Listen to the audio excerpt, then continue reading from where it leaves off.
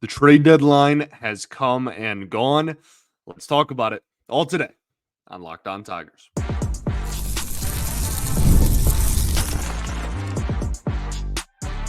You are Locked On Tigers, your daily Detroit Tigers podcast. Part of the Locked On Podcast Network, your team every day.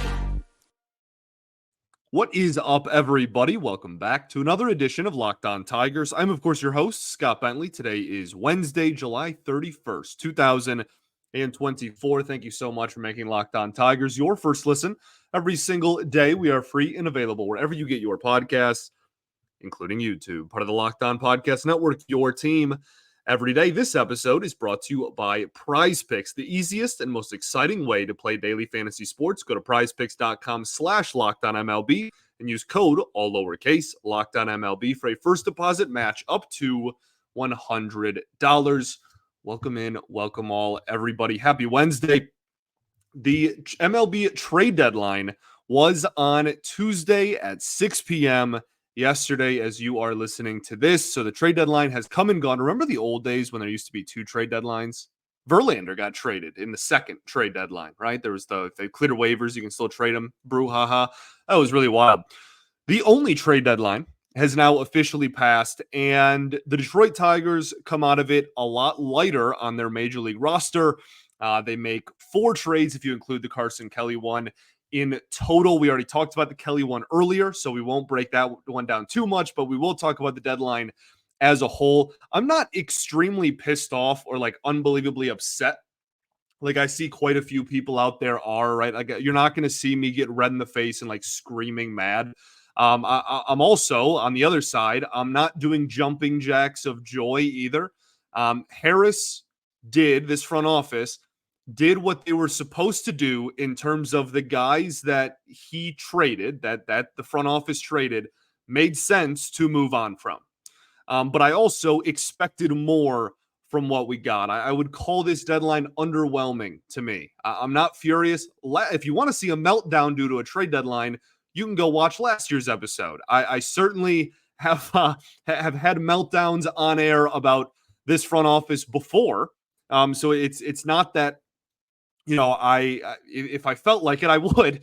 But this is really, it's just meh to me. Like it's just kind of underwhelming as a whole. So let's start off by talking about the trades that happened, who the Tigers got in return for the players they gave away. And then we'll end the show in the second half or third segment, however much time it takes, by talking about kind of the deadline as a whole, expectations, what ended up happening, and then breaking down kind of Scott Harris's tenure so far as president of baseball operations for the Tigers. So we already talked about Carson Kelly, like I said.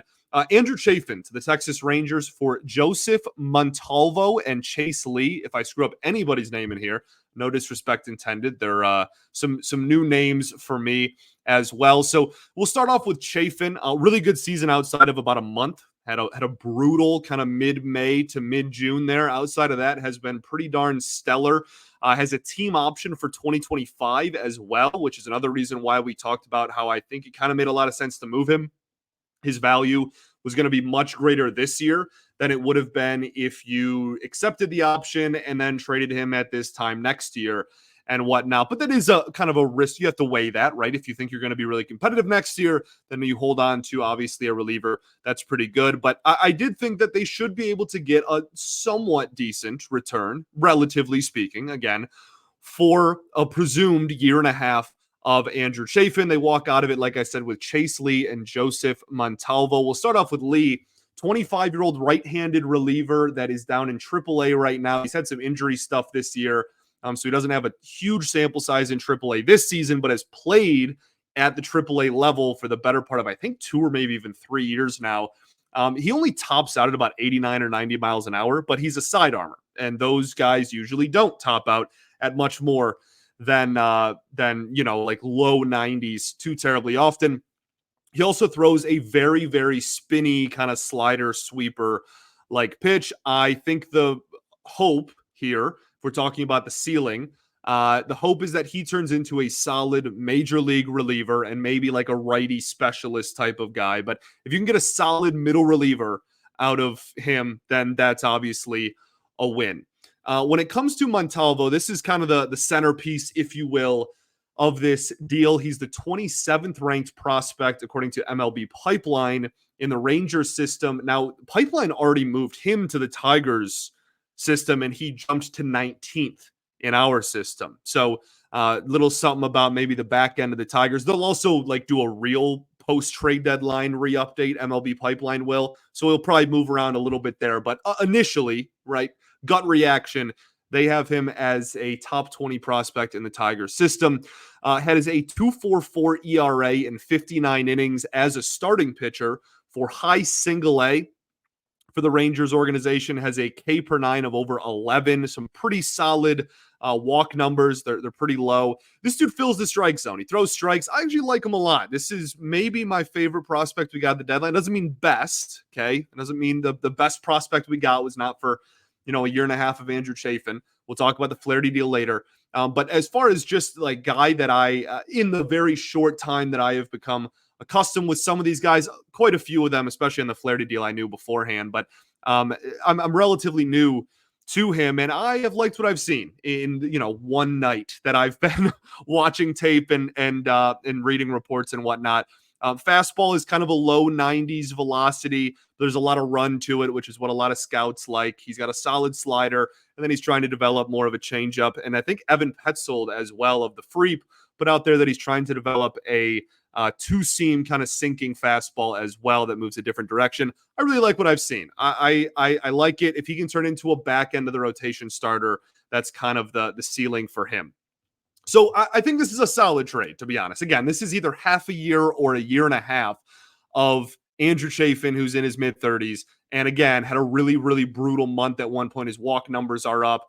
That being said, still a high-leverage lefty that does well against lefties and gets a lot of strikeouts and swing and miss as well. So I have really no issue with this. Again, I'm not like throwing a parade. I don't think this is the fleece job of the century, but I'm fine. I think this is like an even trade for both sides, I guess is what I'm trying to say. I'm pretty like lukewarm on it. This is fine. Mark Canha to the Giants. This happened, I think this was reported actually after the deadline, happened right at the buzzer there, to the Giants for right-handed pitcher Eric Silva. So Canha had a really, really good April and has been solid in July, but had a really brutal May and June. He's an expiring deal that a playoff team, the Brewers are pretty good this year, and they dumped him intentionally for nothing, even though they had they had a team option. They could have just kept him if they really wanted to after buying him at the deadline. And he's 35 years old. I'm trying to paint the picture. Mark Canha did not have very much trade value. Okay. But at the same time, there was zero reason to hang on to him.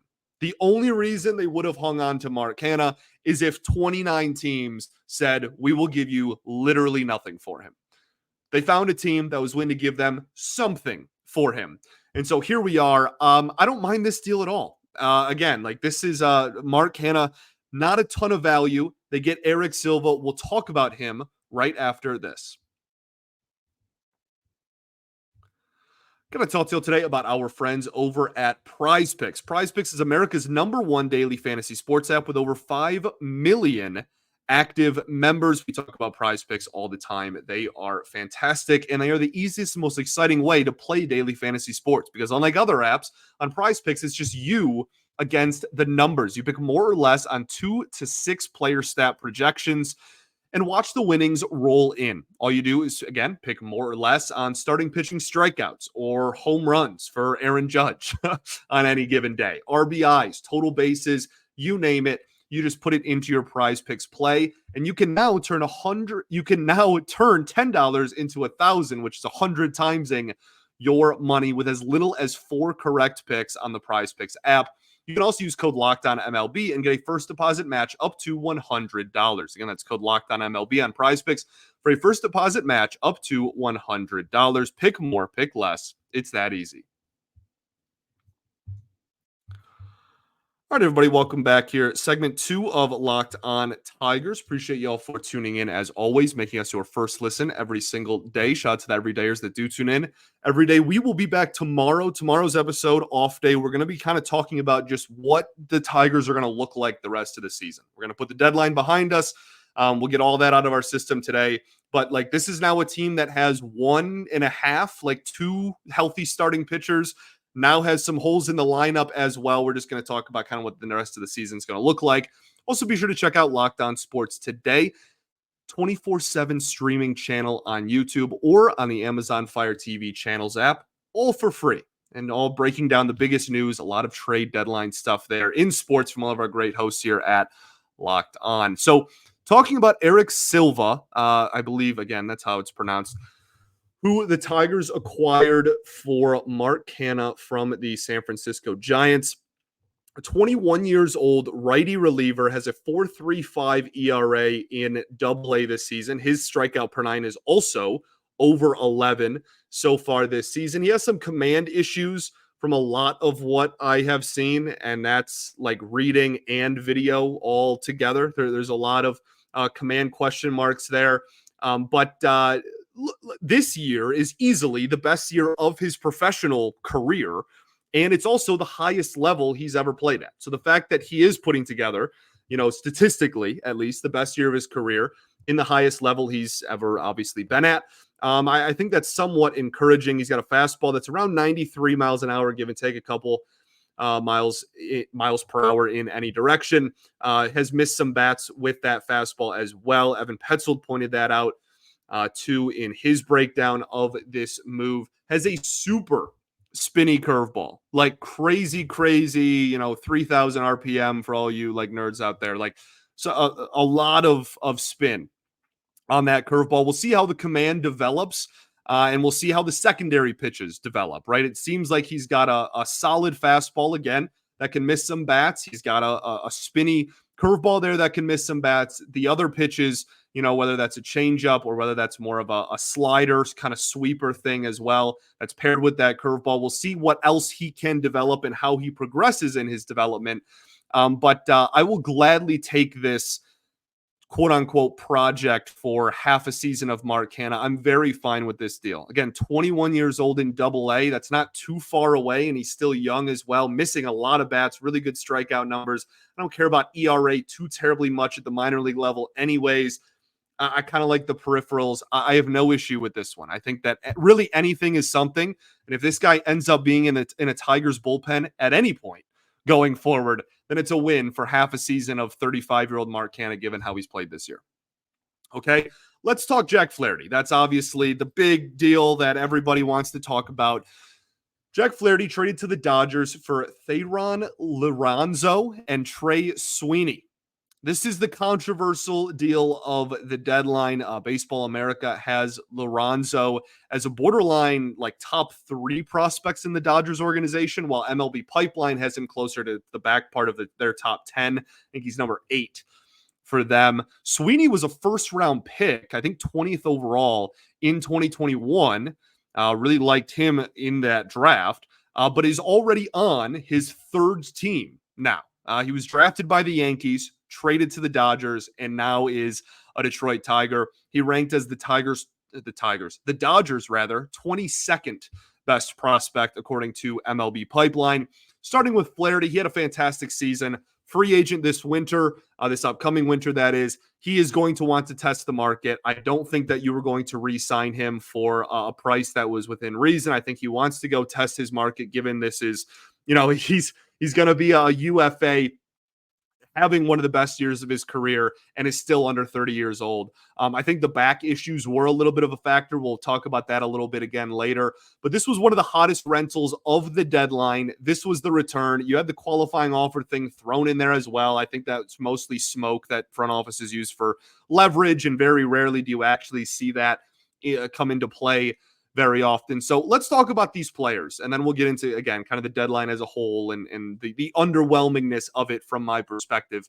Lorenzo is 21 years old. He's a catcher slash first baseman. Defensively, there are some pretty legitimate question marks about whether he can stick behind the plate. long term, and especially at the major league level. But he has a great arm. That's not a question. It's a lot of blocking. He's actually, from what I saw, like a pretty decent receiver as well. But there's a lot of questions about the blocking and the agility behind home plate. I would imagine that this front office is going to have him catch a bleep load. Like, I do not expect him to play first base too terribly often. If he does, I would be honestly surprised and disappointed. Like he's 21 years old. You got him. He's the, borderline headliner, I guess you could say, of this deal. Let's see if we can develop him at a premier position before just, okay, he's going to be a first baseman. So I'd imagine he's going to play a lot of catcher. And I hope that he does. I want to see if that can possibly work out. Now, offensively, he hits ropes, right? He's a switch hitter. He hits absolute lasers everywhere. Very, very solid exit velocities for people who are into that. Hits the ball very hard when he hits it. He crushed rookie ball and single A ball. In high A this year, he's hitting 220 with a 700 OPS. That's not great. He walks a boatload. Shocker, right? The Scott Harris-led front office wants to get players that walk a lot. And this organization is hoping that the amount of walks he gets makes up for the low average, which he will always have. This guy will never be a high batting average player. But if he can walk and if he can slug and play catcher, then that's going to be actually a pretty darn valuable piece if all of those things happen, right? That's just a lot of ifs, right? That everything I laid out for him to reach his absolute ceiling, which again, if all of those things happen, is a pretty darn good major league product. There's a lot of ifs in there though, right? If he can stick behind the plate and be a solid catcher, if he can hit for at least a good enough average to justify the type of approach that he has, if the offense can translate to the higher levels of the minor leagues, then obviously the majors. If the swing, he has a lot of swing and miss in his game right now. Decently high strikeout rate and a lot of whiffs. If he can fix that as he faces higher and higher velocity and better pitching.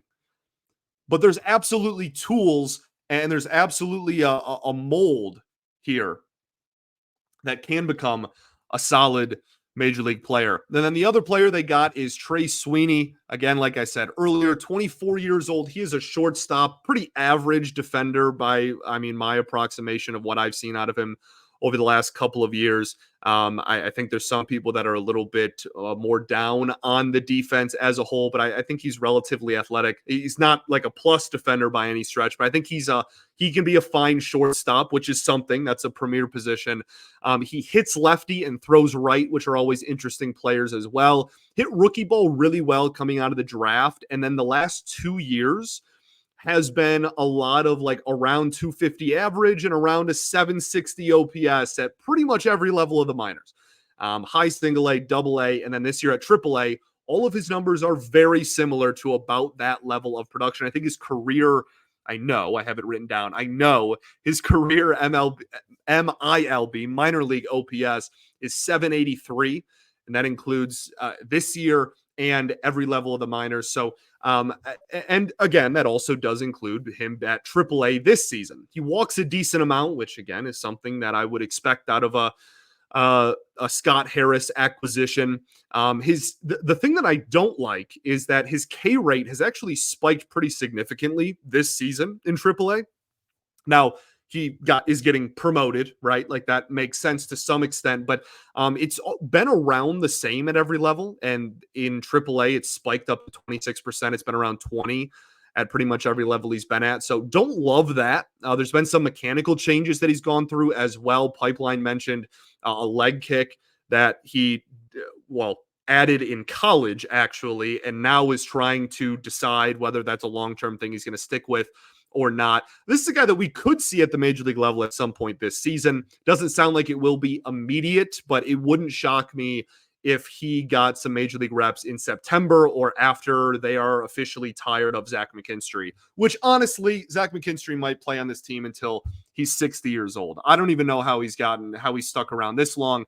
But as a whole, that's kind of what I would anticipate for the rest of 2024.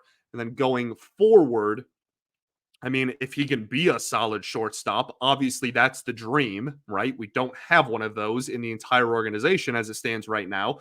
You just drafted one in the first round. Hopefully, Rayner can become that, but he's a high schooler. Who knows how long that's going to take to develop? So I do think that in a perfect world, there he is a shortstop, but I think it's probably more likely that they play the positional versatility game that they've played with a lot of other players so far in the Harris era. So let's talk about the deadline as a whole to get to the real kind of bulk of the conversation that everybody wants to have after this deadline. And then we'll talk about Scott Harris as well. Okay, we'll do all of that right after this.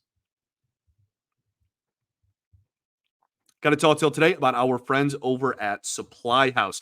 Get supplies from the site that is made for the skilled trade, supplyhouse.com. Supplyhouse.com is the reliable way to order plumbing, HVAC, and electrical products online. Their easy-to-use website is packed with helpful resources, and their latest product info can help you get the job done right. Shop a complete inventory of over 200,000 parts from over 400 top brands and get your order delivered right to your door with fast shipping from coast to coast. If you need help with an order, get expert support and industry-leading service from the friendliest folks in the business and talk to a real person every time. Pros in the skilled trades can get a competitive edge as well by joining SupplyHouse.com's free TradeMaster program. Every TradeMaster gets access to a dedicated phone line, free shipping, and discounts on every order. So join the thousands of trade pros already benefiting from their free membership at SupplyHouse.com/TM and order plumbing, HVAC, and electrical supplies from anywhere with just a few clicks at supplyhouse.com. All right, everybody, welcome back here. Third and final segment, Locked On Tigers. Appreciate y'all for tuning in. So let's talk about this deadline as a whole, shall we? I'm pretty underwhelmed. That is the word I'm going to use. I'm not furious. I don't think this is the worst trade deadline ever. I threw like a temper tantrum last season with the whole Erod situation. I did it the year before that, actually, as well, with in Avila's last year. I thought that was also an absolute massive failure. I think this is one where the players that were moved, I agreed with all of. But the execution of maximizing value and return on all those players is not necessarily up to the standards that I had set out. Now, maybe that's my own fault. Maybe you're like, okay, well, you're an idiot then. This is what they were worth. Fine. Fine. Everybody is going to have their own evaluation of what they thought the returns should have been. By my approximation, this is as a whole less than what I expected going into the deadline. I'm not even just trying to pigeonhole the Flaherty trade, right? Just as a whole, everything that could have possibly been moved by the Detroit Tigers, the players they didn't move, right? Andy Ibanez is still here, notably. A lot of players in the bullpen are still here, notably. I think as a whole, I would have liked to see more from this trade deadline than what we were given, especially when you consider the seller's market. I don't think it's ridiculous to have expected more. Now, there's some extremes I've seen out there online as well. I think Baseball America put out there that there wasn't a single, or maybe there was only one top 100 prospect in their rankings that was moved at the deadline. So like this conception that we traded Flaherty for not like elite blue chip prospects and that was possible is kind of asinine. Like that was not going to happen. That being said, I am still rather underwhelmed with the deadline as a whole. There's an argument that 2 years in a row now, the Tigers have had the biggest rental pitching piece to move in all of baseball, and both years did not live up to expectations. You obviously have Erod that you got literally nothing for. And then this year, I think, again, less than assumed market value. That's assumed market value. And they know what they say about assuming. So again, maybe I'm an idiot there.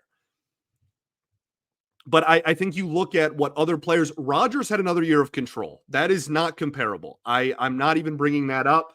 That's something that I really want to drive home. I've said on this show a billion times, team control determines value almost more than anything else. So you have to look at other rentals. Kikuchi is somebody that goes up, that is thrown out a lot. His return was really solid. I think there's a lot of people that liked the Kikuchi return more than the Flaherty return. Time will tell, ultimately. But I think that that's a fair thing to point out, all things considered, as well. I also think that the back issue was much more in play than people thought, maybe myself included. Rosenthal came out with an article well after the trade deadline ended, a few hours after, and said that the Yankees pulled out of the Flaherty sweepstakes yesterday, as you're listening to this, on Tuesday, because of concerns over the back. And I also think that people could kind of call their bluff a little bit on the Tigers and go, you know what? I don't think that you're just going to hold on to him, because I don't think you want to extend this guy. I don't think you want to. I think it would cost you quite a bit of money. And he's been here half a season at 28 years old, and he's missed his time in the rotation 3 times because he's had to get back injections. I don't think you want to do it. And they waited for that price tag to come down, which Evan Petzold pointed out and reported was higher at one point earlier in the deadline. I don't like how every year we're 2 deadlines into the Harris era. Every year is just wait, and eventually someone will get desperate and overpay. We're 0 for 2 on that strategy. I think we need to heavily consider moving on from that mindset. That's back-to-back years that we have waited, and I don't think that it has benefited the Detroit Tigers organization knowing that they did wait. These are guys that this front office clearly liked, and we'll see how they develop. These are not like garbage can players, like I've seen from some of the takes out there that, would imply. Like, these are not just like trash players that have zero future and are going to be awful. There are profiles here that you can get excited about, but that doesn't mean that they are still flawed. And I also think that for the market value that starting pitchers were going for, and for the perceived value of Flaherty, a sub-3 ERA guy that is one of the most elite strikeout and swing and miss starting pitchers in all of baseball, probably should have netted you someone you're a little more confident can be a productive part of this major league team for a long time. And I'm not sure either of those guys we got for Flaherty necessarily are that today, the day we traded for them. Time will tell. Hao-Yu Lee has had a fantastic season. No, I don't think very many people expected him to crush like he did when we traded him for Michael Lorenzen. Or traded Michael Lorenzen for him. So that transitions us into the Scott Harris conversation, which is where we'll end the show. This deadline in a vacuum doesn't make me think Scott Harris is like awful at his job. Like, if this was the only sample size I had, somebody was like, tell me how good this Pobo is, this president of baseball operations is. I wouldn't walk away from this and go, wow, this is the worst president of baseball ops I've ever seen. This guy is trash. Not what I would walk away from. I am disappointed in it, but I'm not like questioning whether he knows what a baseball looks like. Whereas last year, I kind of was. Okay. And that transitions us again then into like as a whole, because he has had 2 deadlines and last year was a catastrophic failure. I actually haven't minded his drafts. Obviously, Clark versus Langford is like the big one that everybody's going to point to, but he's drafted 40 rounds. It's not just that decision. It's 40 rounds of drafting in his Tigers tenure, and I like what he's done so far in that aspect. Between the margins, he's also been good. You have the Andy Ibanez acquisition, Tyler Holton, like the waiver claims and the small risk type of moves we've seen quite a few pay off. And you don't remember the ones that don't because they're small risk. And that leads us to the biggest questions I still have in regards to this front office and the Scott Harris era as a whole. One is just straight up the ability to acquire major league talent, which it sounds super bad when I say it out loud, but like time will tell on the guys we acquired today. They have tools. Our hitting development has improved over the last couple of years. Metzler has been a part of that, some other guys as well, but it's still very far from like good, I would say. So we'll see what they turn into. But in almost 3 years, we're approaching the 3-year mark. He hasn't acquired a guy externally, like that was a part of a different organization, so via trade or free agency, that anyone is extremely confident in will be a long-term piece of this Major League Baseball team. Malloy, hopefully, right? No guarantee on that, but you're hoping. Matt Vierling may be the answer to that question. And that's a super utility player on a really good baseball team. Hao-Yu Lee, been crushing it, is in Double-A. We'll see how he does against improved hitting. And of course, there's anybody we got today as well who's in that mix. But like we've seen time and time again, guys do really well in MASH in the minors and then come up and can't hit their weight for the Tigers in the majors. There's no guarantee that these guys are going to. Now you have to get lottery tickets. You have to take the chance. But there's no guarantee is my point. The MLB team has received has not received, has barely received any non-rental additions externally. That like hasn't happened in the entire Scott Harris era, which I think is very fair to point out and criticize. He did not take over a team with no MLB core. He didn't take over, like I said earlier on Wednesday, he didn't take over the White Sox, where it's just like, okay, ground up. He has good young players. That there is a Riley Green. There is maybe the best pitcher in the sport. There is Kerry Carpenter. There is Colt Keith now, right? Like there is a young core of young major league talent that is on this major league roster, and he has added next to nothing around them since taking over. And that's BS. That is absolutely absurd. He's grabbing lottery tickets, which again, you should. That's all fine and dandy. It's just a matter of how many of those, again, end up being a part of this core. The other concern I have is timeline. And I'm not even saying this in a bad light. I'm not even saying this in a negative connotation necessarily. I just don't think he has a set date to be competitive again. I don't think that he's like, 2027 or pick a year, whatever, arbitrary. Is the year. And when this year comes around, we better be in the playoffs or whatnot. I don't think he has that. I think every single deal and every single draft, he goes into it and goes, you know what? I don't care about this player's, MLB ETA as like Pipeline puts on there or whatever.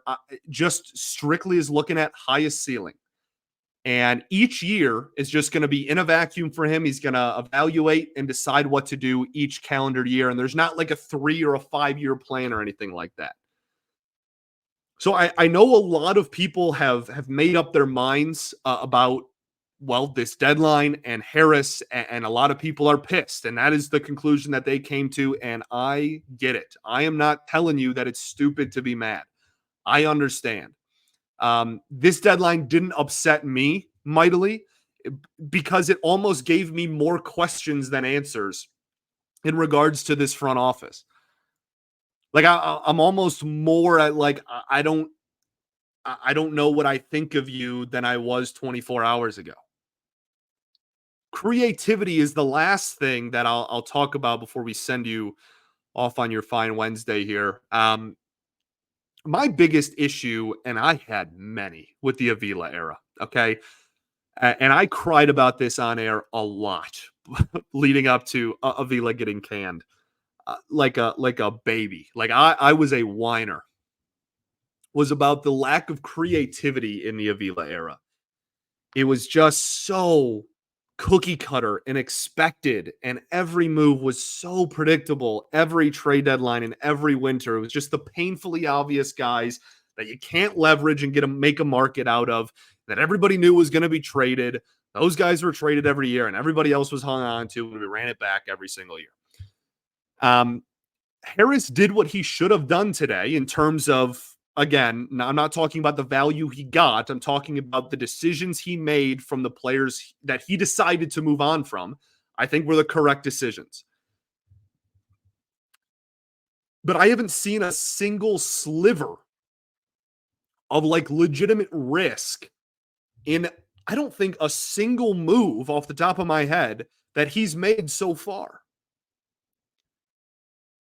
I don't think there's been a super risky like play. And that again is in line with kind of the creativity conversation. So to put a bow on this, and then I promise I'll get you out of here. There's no way I was going under 30 today. I think I am underwhelmed. I just kind of like, okay, sure. That's my deadline thoughts. 35 minutes wrapped up into 5 seconds. Sure. They moved players I expected them to move. They got fine-ish value for 3 of those 4 guys, Kelly, Chafin, Canha, and probably got less than I was expecting for Flaherty. But at the end of the day, only time will tell. And this development of this organization is going to have to get the most out of these players. And if they get a couple of major leaguers out of this deadline, then we'll look back on it fondly. But I think a lot of people are really just highlighting. I don't think too many people, I don't want to speak for everybody, but have too much of an issue with 3 of the 4 deals. I think it's all just really the perception of Flaherty's market versus what we actually got. And I'm not in those rooms. I'm not a fly on the wall of the front office. I am not phone tapping the Tigers organization. I wish I could sometimes. So I don't know how those phone calls went. But ultimately, I think they could have and should have gotten more, all things considered, on this deadline.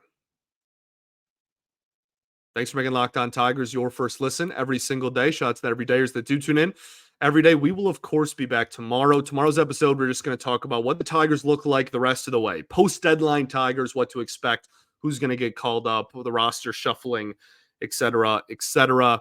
I appreciate you all greatly for tuning in here to get, information and my opinion. That means nothing to anybody about the deadline. Obviously, form your own opinions. Let me know your opinions, etc., etc. I know that there's kind of takes all over the spectrum here. We have people that are fine with how the deadline went. We have people that are absolutely furious with rage. I saw some takes on Tuesday. I love sports because all of those are fair game. So sorry that I'm not like red in the face mad. If you came here and were like, I need somebody else to be really pissed off, I'm sorry I couldn't provide that for you this time around, but I'm sure something else down the road will get me there. Okay. Peace and love. Going to therapy's dope. We just want a good team. That's all any of us want. Just want a good freaking baseball team at the major league level to root for. Please. Go Tigers.